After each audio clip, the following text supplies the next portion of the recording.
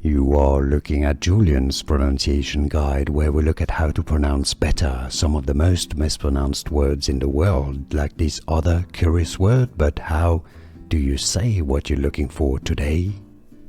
Let's learn once and for all how to pronounce these names correctly. If you want to learn more confusing names that many struggle with, stay tuned, there are more pronunciation videos for you. Originally from French, Alice, Alice. In English, it's pronounced as Alice, less. It's more of a schwa sound, really, or a bit of an E, Alice. Stress on the first syllable.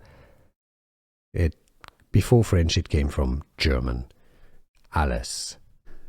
Here are more videos on how to pronounce more confusing words and names too many mispronounced. Like this video if you found it useful. I appreciate your support. I'll see you soon and thanks for watching.